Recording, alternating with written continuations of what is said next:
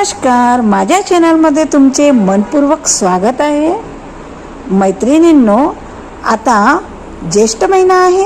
ज्येष्ठ महिन्याच्या पौर्णिमेला वटपौर्णिमा हा सण येत आहे आणि वटपौर्णिमेच्या सणाला महिला छान अशा काठपदराच्या साड्या नेसून सुंदर मेकअप करून आणि हेअरस्टाईल करून तयार होतात आणि फोटो काढण्याची आवड तर प्रत्येकीला असतेच। पण आयत्या वेळी फोटो काढण्यासाठी कोणती पोज द्यावी हे सुचत नाही किंवा बऱ्याच जणांना तर पोजच देता येत नाही।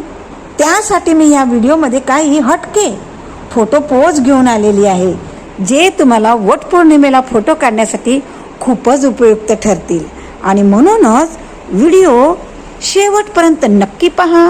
आणि तुम्हाला माझी प्रेमपूर्वक विनंती आहे, माझ्या चॅनलला सबस्क्राईब करून द्या। सबस्क्राईब करणे फ्री आहे आणि म्हणून सबस्क्राईब नक्कीच करून द्या आणि व्हिडिओ तर तुम्हाला आवडेलच, म्हणून लाईक पण आत्ताच करून द्या। चला तर मग वेळ वाया न घालता व्हिडिओला सुरुवात करूया। मैत्रिणींनो, मी सांगितल्याप्रमाणे ह्या व्हिडिओमध्ये काही हटके पोज आहेत। त्याच्यातील पहिली पोज आहे चेहऱ्यावरती स्माइल ठेवून, नजर खाली ठेवून एक हात फोल्ड करून तुम्ही अशी पोज द्या। तुमचा फोटो खूपच सुंदर येईल।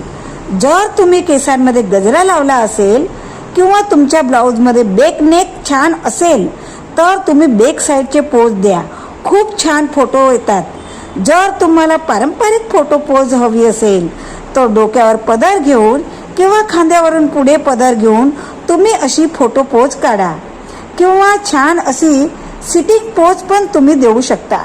गालाच्या गालामध्ये थोडे लाजाल तर छान फोटो येईल।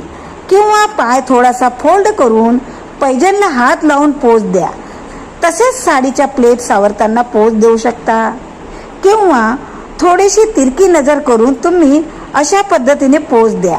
किंवा जर तुम्ही सिंगल पिन केले असेल किंवा साडीचा पदर तुम्ही सुट्टा ठेवला असेल तर साडीचा पदर हातामध्ये धरून खाली नजर ठेवून पोज देऊ शकता किंवा साडीचा पदर धरून साईडला पहा। जर तुम्हाला पोज देता येत नसेल तर तुम्ही सोफ्यावर बसून फोटो काढा किंवा अशा प्रकारे वड्याच्या झाडाखाली बसून पोज देऊ शकता। किंवा जर तुम्ही केसामध्ये फुले घातले असाल तर एक हात फ्लावरला टच करून थोड्या साईडला पाहून स्माइल द्या किंवा अशी एखादी पोज द्या की डोळे मिटून एक हात तुमच्या चेहऱ्यापाशी ठेवून तुम्ही अशी पोज देऊ शकता किंवा झाडापाशी उभे राहून तुम्ही अशी पोज देऊ शकता किंवा एक हात तुमच्या हेअरला टच करून खाली नजर ठेवून तुमचा पदर सावरताना अशी पोज द्या।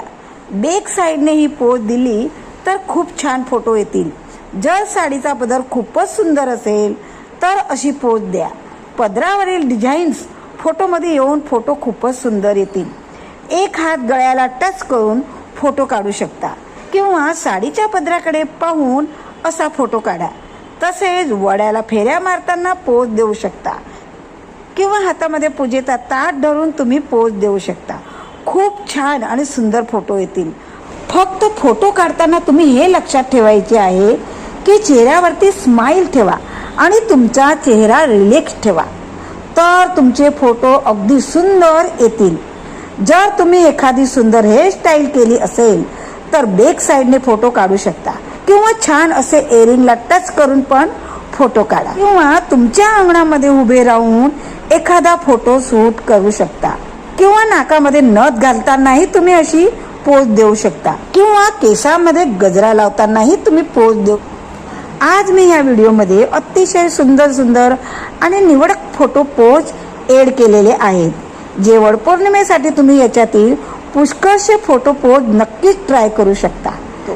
आणि साडीचा पदर हवेत उडतानाही फोटो काढा, खूपच छान फोटो येतील।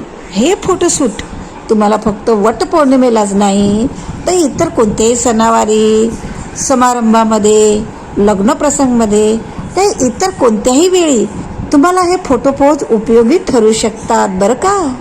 मैत्रिणींनो, हा फोटो पोजचा व्हिडिओ तुम्हाला कसा वाटला ते कमेंट सेक्शनमध्ये नक्की कळवा।